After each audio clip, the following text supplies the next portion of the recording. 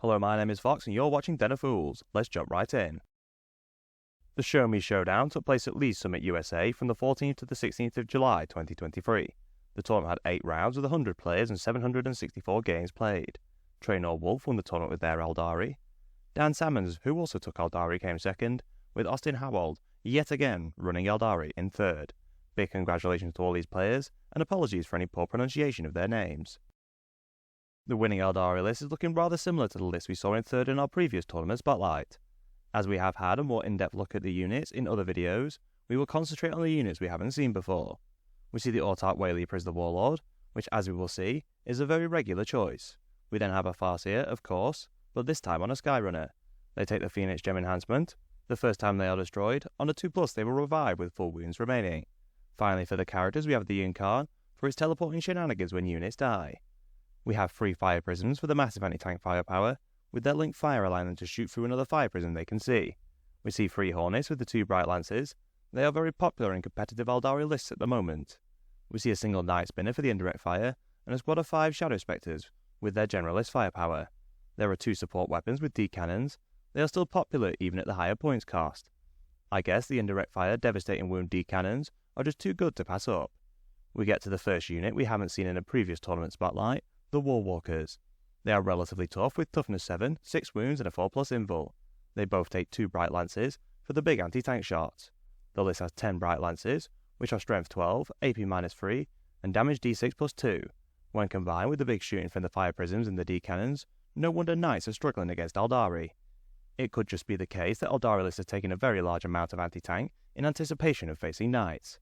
Finally we have 2 squads of Wart Spiders with their Devastating Wound Flamers and 24-inch movement at the risk of a mortal wound. The second place Aeldari list looks predictably similar to the winning list. We see the exact same characters, but in addition, the list takes the Spirit Seer with the Fate's Messenger enhancement. As we saw with the third place list at the Tacoma Open, they will be leading the big 10-strong squad of Wraithguard. Apart from that, the list is exactly the same, with different numbers of the various units being taken. It looks like competitive Aeldari players have found their new favourite units. At least we don't see any Wraith Knights for once. For our third Aeldari list, they take the exact same characters as the second place list, but the Farseer has lost his bike, and the Yunkarn has been swapped for Illic Nightspear. He will be leading the Rangers, giving the entire unit the Lone Operative's ability, so they cannot be targeted outside 12 inches. He also allows the unit to reroll wound rolls. He brings his Voidbringer, a super sniper hitting on 2s, with strength 6, AP -3, and flat 3 damage. The weapon also has devastating wounds, for a chance to deal some mortals to characters.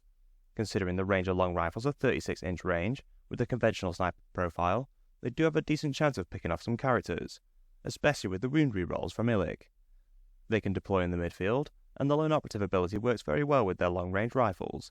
They can sit far away, being completely safe. I imagine they were rather annoying to deal with. The only other unique unit we see are the 2 Voidweavers. Their shooting is quite versatile, with their prismatic cannons having 2 profiles, one for light infantry and one for armour. They also move 14 inches, so should have no problem getting line of sight on targets or getting to far-flung objectives. Apart from this, the Aeldari list takes the exact same units taken by the first and second place lists. It gives us a good indication of what is now the most popular, with most of the units seeing play in all 3 lists. This list does take 3 unique units, but apart from that, all of the units are taking at least 2 of the lists. Unsurprisingly, the Space Marines are the most played faction with 26% of all players taking them. Imperial Knights are in second with 10%, followed by Tyranids in third on 8%. Perhaps a bit surprisingly, the Aeldari are down in 5th with 6%. It takes our resident stats guru and Ultramarine fanboy Fearless Fox many hours to collect all the data. It would be great if you could show your appreciation by liking and sharing the video. It really helps us with the God algorithm of YouTube. We have grouped the win rates by colour, with the key at the bottom of the screen. The tournament winner, second and third place finisher Aeldari predictably topped the win rates with 79.2%. 5 of their 6 players were in the top 10. The Genestealer Cult comes second, with a win rate of 66.7%. Chaos Demons are the last faction in blue, with a win rate of 62.5%. The second most popular faction, Imperial Knights, topped the green group, with a win rate of 57.5%. They did have 5 places in the top 20, although they couldn't get past Aeldari, with none of the lists getting in the top 10. Orcs come next, with a win rate of 56.3%, followed by Chaos Knights with a win rate of 52.2%. A Chaos Knights player did manage to get 6th at the tournament, outperforming their loyalist counterparts. They took a Knight Tyrant, no less than 8 War Dogs, with the Changelings and Flamers as allies. Necrons and Thousand Sons are the last factions in green, both getting a win rate of 50%. The third most popular faction, Tyranids, top the yellow group, with a win rate of 48.4%. The most popular faction, Space Marines, get a win rate of 44.2%. Let's take a look at how the individual chapters and Traitor Legions perform.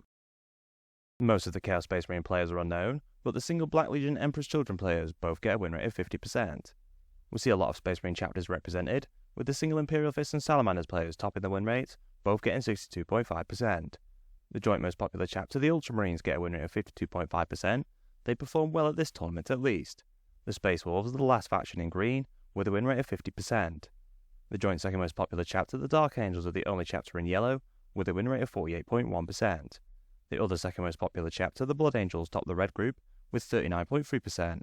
3 chapters get a win rate of 37.5%, followed by the other most popular chapter, the Black Templars, with a win rate of 34.2%. If you enjoyed our content, please subscribe, check out one of the videos on screen, and consider using our affiliate links in the description. Thank you for watching.